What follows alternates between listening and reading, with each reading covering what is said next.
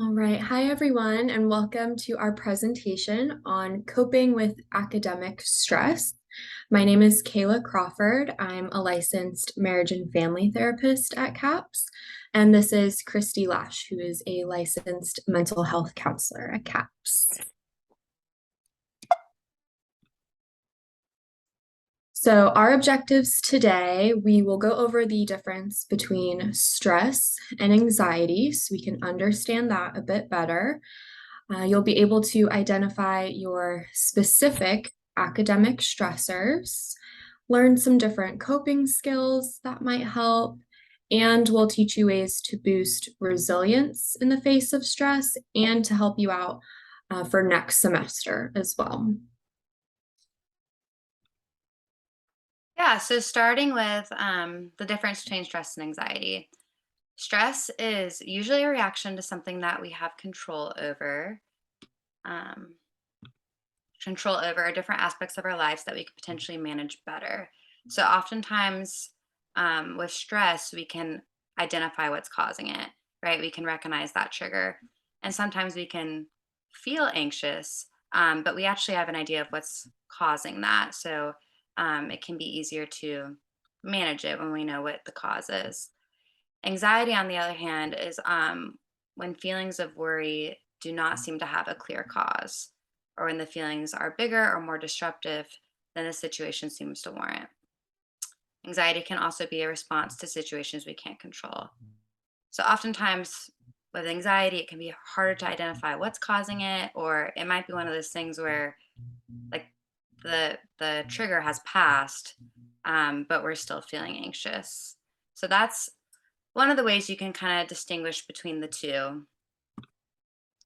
And then looking more at um, like specific academic stress, I believe this photo on the left of your screen kind of gives you a good way to identify what's some questions that can help you identify the source of the stress and also how it's affecting you. So, kind of asking yourself, is it a particular class or a particular assignment? Is it time management? Is it just having too much responsibility, trying to do too many things, or outside personal factors like family or finances? Identifying the source of that stress will help you identify what you need to do to manage it better and set yourself up for to be in a better headspace to study and recall information. Also, looking at how it's affecting you is going to give you more information about how to better care for yourself. So, is it impacting your sleep? Is it impacting your ability to do it at all? Is it causing a lot of other big emotions that could be stemming from other things that maybe just need to be processed before moving on in your studying? We also want you guys to know that stress during exams is super normal, right? It's a super stressful time. That's just kind of what it is by nature. Um, and it can put a lot of strain on a lot of different areas of our lives. So just want to normalize that. Like it's not always a bad thing. It's kind of just part of where we're at. Um, but it definitely can be something that we manage. Okay, so here we have our stress curve. So if you're more of a visual learner, this could be a really good coping skill to use to kind of check in with yourself. So in this green section here, that is actually called eustress, which is a good, healthy amount of stress. This is when maybe we have exams, we're feeling a bit more heightened in our energy levels and things like that, but we can put it to good use in this zone. There's also studies that show memory and learning are best done when we're in kind of that green zone. And sometimes what happens is we start falling into that yellow zone on the right. So maybe we're not using as many coping skills, the stress is building up, we start to feel on edge, studying becomes a lot more difficult, we might be having trouble sleeping, and notice other signs of stress. And then we could fall into the red zone. So that's really when burnout happens, the anxiety sets in, right? Maybe the trigger is gone, but we still have so much stress that we haven't really dealt with. and it starts to turn into anxiety. So, one way to kind of bring ourselves back into that green zone, if we notice we're falling into the yellow zone, is to recognize what you are and are not in control of. A lot of the times when we start to fall into anxiety, we tend to focus on all of the things that we are not in control over, and that can be really difficult. So, if we can recognize what we are in control over, what coping skills we can use, it'll kind of bring us back into that green zone. And we'll go over tons of different coping skills to make sure you're kind of staying in that zone. And on the left hand side, there's even things as too little stress, right? If there's too little stress in our lives, we might be feeling really bored. We might have symptoms of depression or difficulty focusing. So it's definitely healthy and normal to have a little bit of stress in our lives.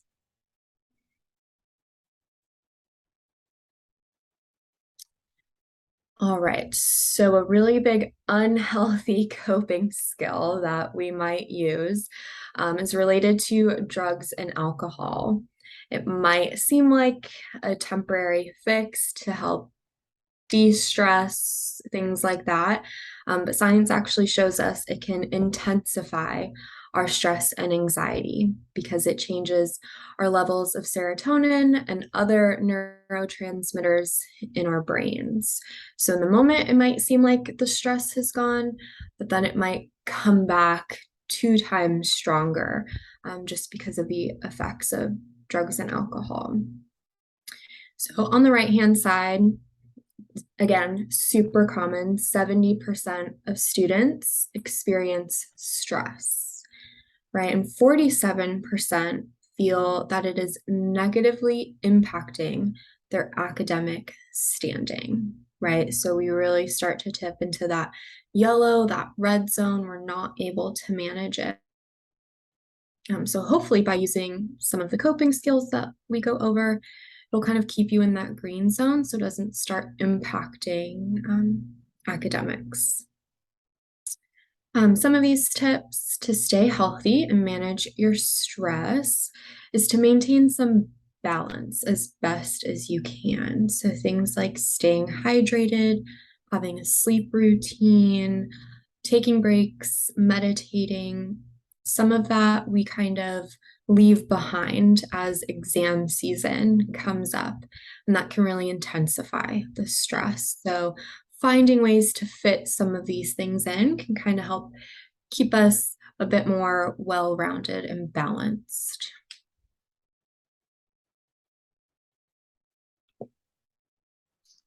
So, kind of going off of what Kayla had mentioned in terms of wanting to find coping skills that we can use to keep us in that green zone where we have like the optimal amount of stress. This chart on your right gives you a lot of different examples of different types of coping skills. And oftentimes, depending on what you need in that moment, one of these might be a better fit than another. So, for instance, looking at like the self soothing and mindfulness coping skills, that can be like grounding yourself in the moment with your senses, asking yourself what you can see, hear, touch, taste, smell, maybe even like utilizing some of those senses, such as like squeezing an ice cube or sucking on something sour, sniffing a candle, things that are immediately going to bring your attention to that present moment. When we're super anxious about something, we're often in our head about it, right? So anything we can do to bring our mind to the present moment is going to give our brain a break from worrying about whatever it is that we're really anxious about. There's also distraction oriented coping skills, which are probably the ones you're more familiar with. Those seem to be the first few things that come to our mind. That would be like watching TV, reading a book, hanging out with friends. And those are all good things too. But definitely important to kind of ask yourself what you need before making that decision instead of just kind of defaulting to maybe the more enjoyable coping skill. One that you maybe haven't thought of is doing what we call the opposite action. And that would be um, doing something that's the opposite of your impulse and that's consistent with something more positive. Anxiety and stress, all the things tend to lead our brains down more of a negative path. We're kind of playing out worst case scenarios, worrying about things that potentially won't even ever happen, but they're still taking up our emotional energy. So when we can change our perspective and look at the opposite or the more positive side, that can have a huge impact on our our own ability to succeed. It's actually called self-fulfilling prophecy, and it research shows it has a big impact on our ability to meet our goals. So anything you can do in that moment to do the opposite, whether it be like watching a motivational video on YouTube, or maybe doing some affirmations, or visualizing yourself succeeding, watching something funny, anything like that is going to help shift your focus.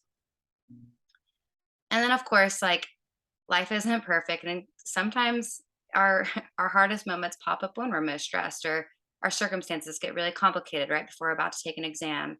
And when stuff like that happens, it's important to give those feelings space. I think for a lot of us, our reaction is to suppress those feelings because it feels like they're inconvenient or getting in the way. But the reality is they're just gonna like keep simmering and bothering us. So ways that you could like set aside some time to process some of those feelings, let them go through kind of their cycle so that you can get back to focusing. It is a really important way to manage that.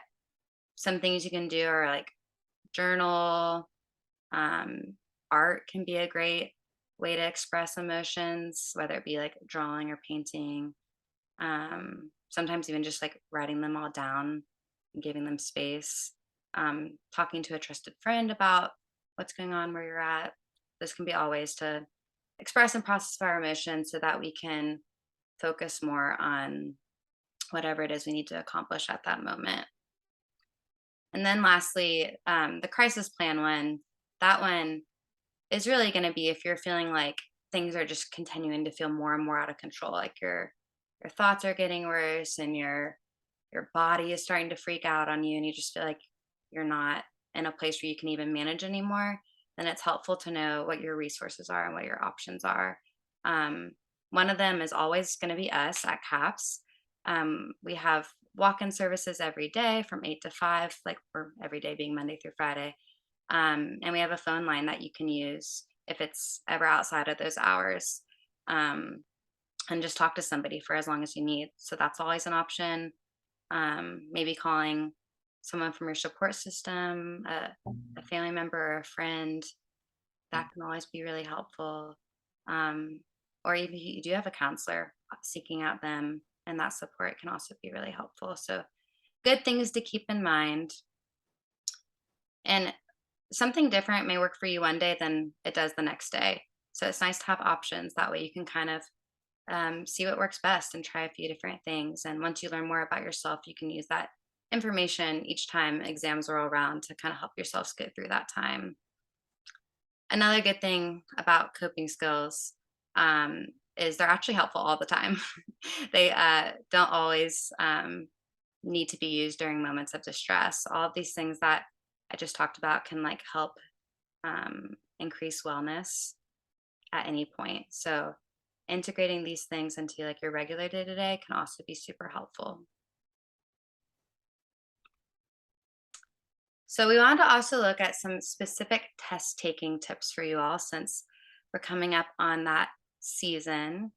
Um, and you can see here on the left of this chart, for many of us, taking tests can be an anxiety provoking task.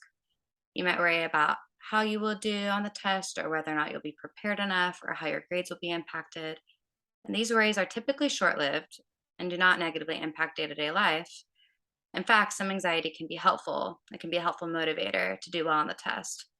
For some people, however, test taking can last a long time, or test taking anxiety can last a long time and cause significant distress and impairment.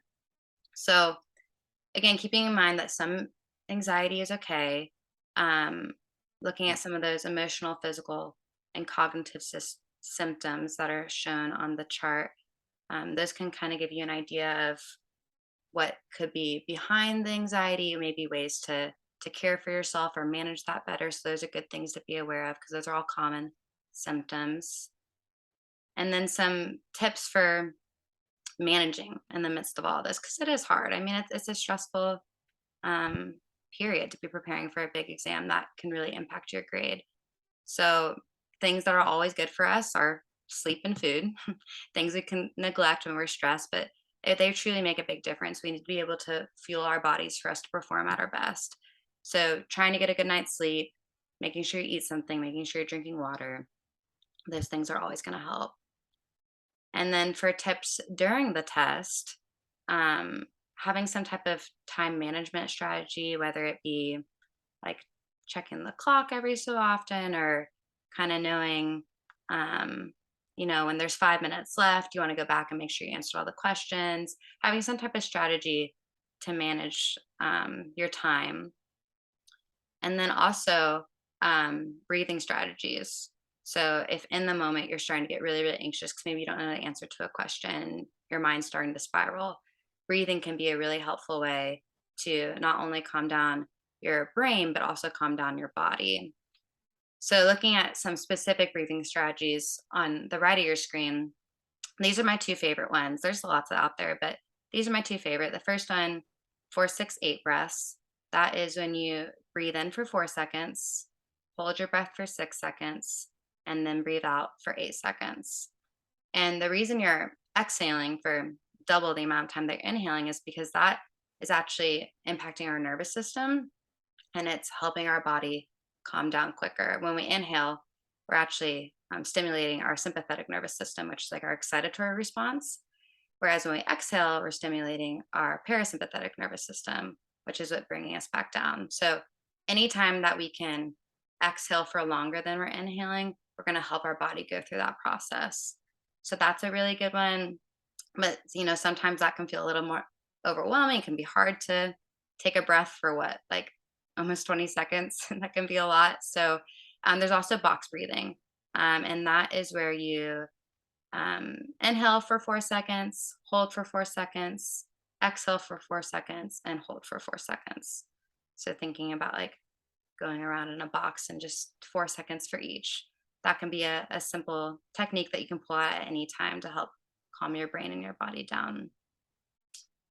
Another thing that can be done during the test, and potentially might be worth kind of preparing ahead of time, is having a mantra that you can just go to, like something that you believe to be true and you know to be true, but maybe you just need to remind yourself in that moment, kind of similar to like a positive affirmation. Some examples of what that could look like would be telling yourself, I'm prepared, I can do this. Telling yourself that trying your best is enough. Telling yourself that this is hard and it's going to make me better. And then also reminding yourself, like, this test doesn't define me or my future.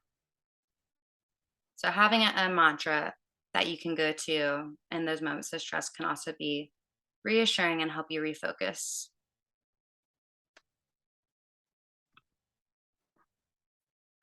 All right, so continuing with some of the study tips for when we're feeling stressed, feeling a bit anxious.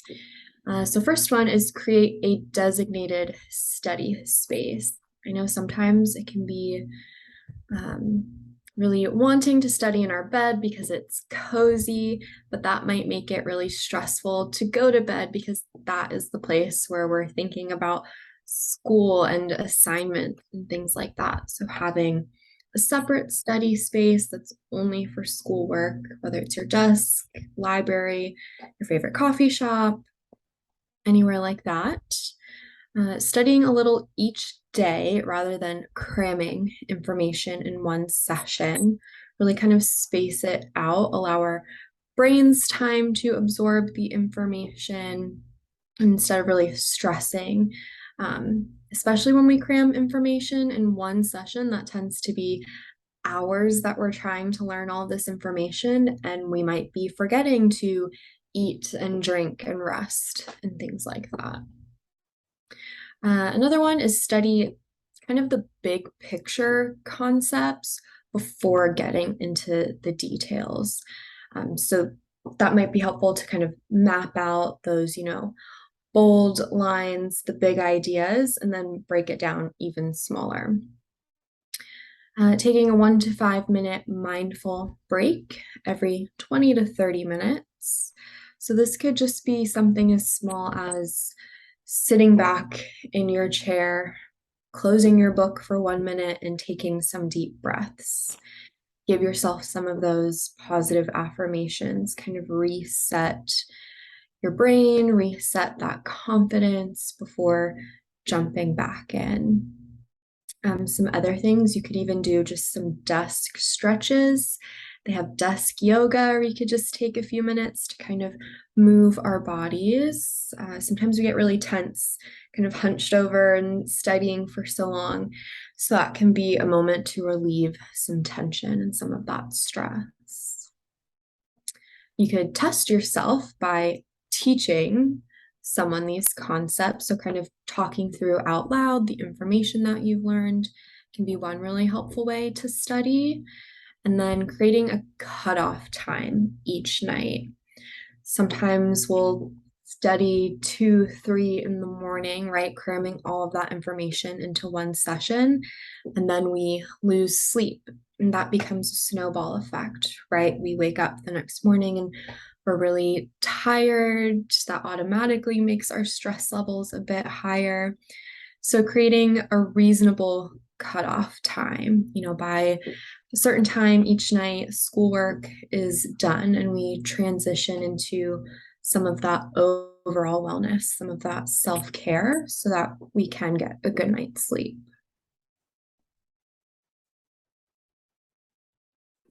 Okay, so before the test, maybe the day before, create a good bedtime routine, right? So that includes the cutoff time and time for yourself. Maybe it's reading, playing a game, talking to friends, something that will kind of bring those kind of levels back down, really kind of prepare you for rest. Sometimes that might even mean journaling right before bed for having those anxious thoughts, to write them down, kind of leave them in that notebook. Eat a balanced dinner the night before. Try to have a little something for breakfast the morning of. I could even raise our heart rate, do a little bit of exercise the day before, get some of that nervous energy out, and then practicing those deep breaths and those positive I am statements. So things like I am capable, I am knowledgeable, I am smart, things like that. So now we're going to kind of move into talking about resilience, which might be a word that you guys are already familiar with, but it's the process of adapting well in the face of significant sources of stress. So the thing about resilience is that it's actually a huge contributing factor to our ability to manage stress and manage it well. So we want to kind of briefly go through some ways that you guys can like build your resilience, because that's going to help with managing your overall wellness and definitely help during exam week as well.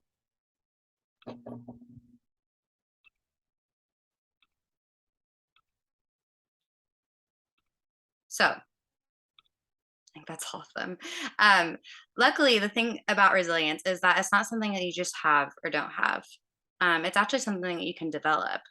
So oftentimes people will compare it to like going to the gym, like building a muscle. It's something that if you practice healthy ways of thinking, healthy behaviors and habits, then they can actually become your normal. And that can help build resilience when stressful things come up.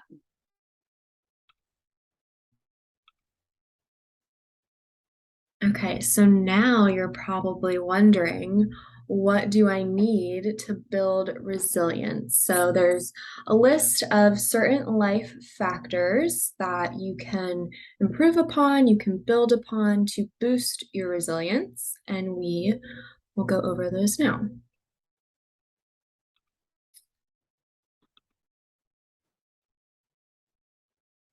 Okay, so 10 ways to build your resilience. Number one, Make supportive connections.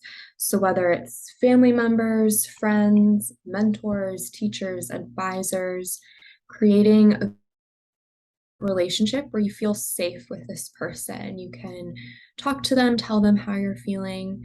Most importantly, you are comfortable asking and accepting help from this person. So, a big part of resilience is knowing when we need help and the support of others around us and being willing to accept that. And in this case, it's definitely quality over quantity. We don't need 20 people that we feel super close to. As long as we have a few that we really trust, that's great.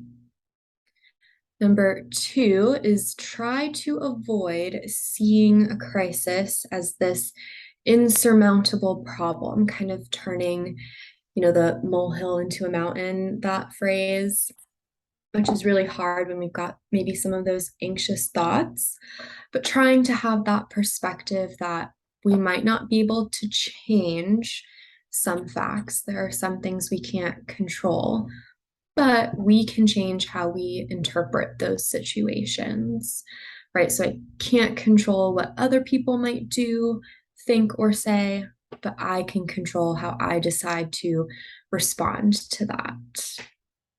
And try to avoid catastrophizing. Try saying that 5 times fast, but that is a real word, kind of just making everything 10 times worse in our heads. So, number three, accept that change is a part of living. Accepting circumstances that cannot be changed can help us focus on the circumstances that we can change. So, again, going back to that anxiety, stress stuff, it's oftentimes about things that are out of our control, at least in that moment. And so, trying to shift our focus to the things that we can change. Number four, moving towards your goals.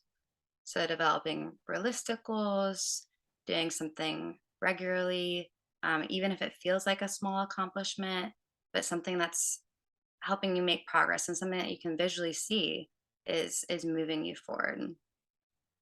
One way to kind of identify what that could be is to ask yourself, what's one thing I know I can accomplish today that'll help me move in the direction I want to go?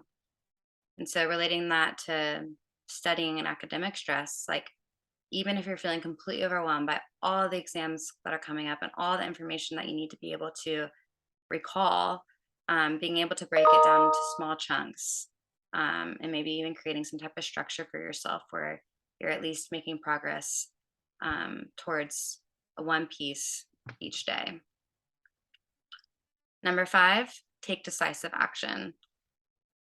So rather than detaching completely from our problems and stress and wishing that they would go away, as you guys probably know, that doesn't really work, even though we tend to try it over and over again. It's one of those things that suppressing things doesn't actually help them go away. So, anytime that you can create those small goals, take action, even if it's small, um, and just kind of address things head on, that's going to help you build resilience.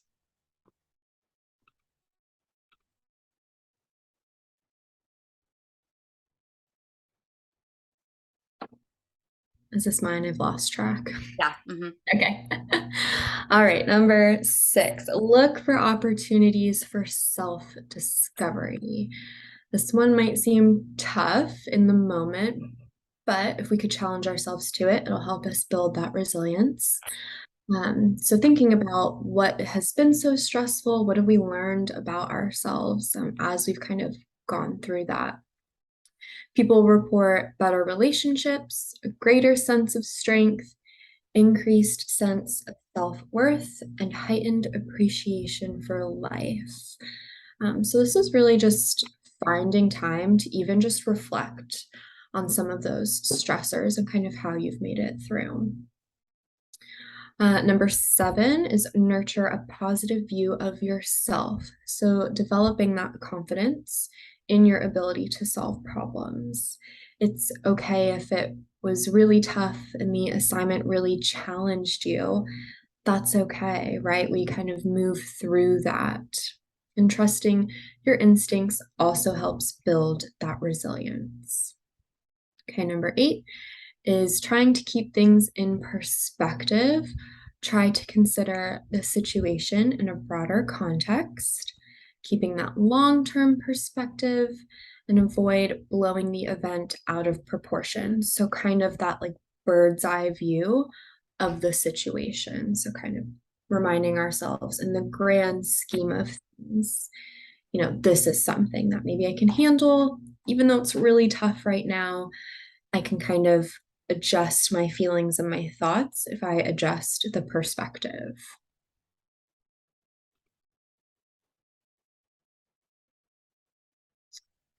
Okay, the last two, number 9, is maintaining a hopeful outlook, focusing on some positive possibilities. A lot of the times when we're stressed and anxious, we only think of the negative outcomes that could possibly happen, and we forget that there's also positive outcomes or even just neutral possibilities. Try visualizing what you want rather than worrying about what you fear. This is another really good coping skill is visualization in as much detail as possible. So when you visualize what it is you want, maybe it's passing an exam, what would that look like? Where are you when you find out that you've passed the exam? What are you wearing? Who's around you? What do you hear? Does your body feel a certain way when you're visualizing that you've passed this exam?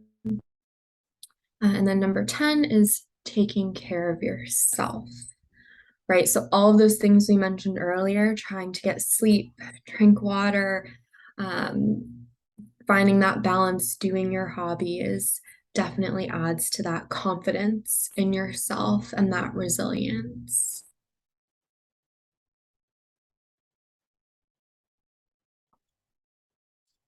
So, some campus resources. There is the Student Academic Resource Center, where they do tutoring and academic coaching, supplemental instruction, can probably provide you even some more study tips. There's also the University Writing Center, where you can get free individual and small group consultations.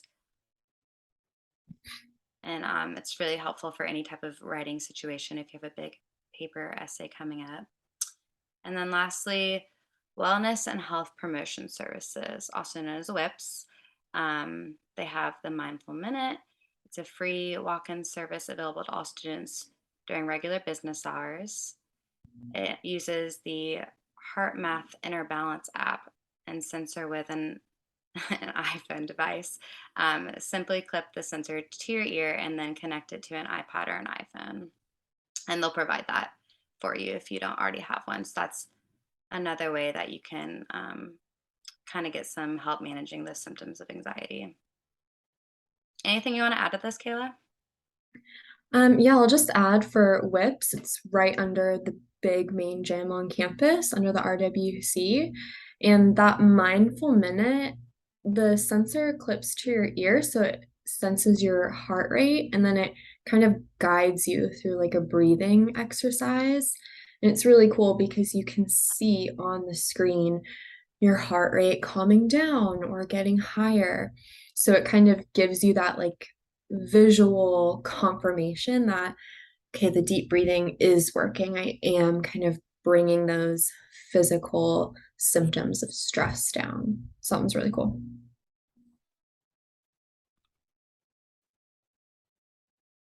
Oops.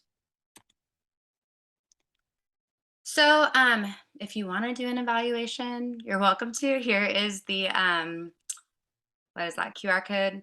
Um, you guys are welcome to scan that and do that. We would definitely appreciate it. I'll leave this up here for a second to give you a chance.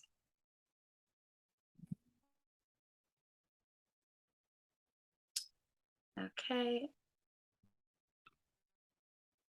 And if you're interested in coming to CAPS, you can scan this QR code and it will take you to our website. But you can also just like go on our website. If you Google UCF CAPS, it'll come up right away. And you can also just call us if you want to um, ask some questions or learn more about what that looks like. I believe you can also make that first appointment over the phone. So that's always an option as well. So we have another QR code if you want to join Together All. So Together All is another coping resource. It's kind of like I've heard it described as Reddit, but for mental health. So there's all these forums you can comment. They have like journals that you can keep. There's different videos on like breathing skills for anxiety, tons of different stuff. And this one, it's monitored. Just keep everybody safe, but you can comment and support each other in this platform. And these are the pillars of well-being at UCF, in case you didn't know. And now Yeah. you. In case you're wondering. Yeah. And that's it from us. So we wish you all the best with exams and come see us at CAPS.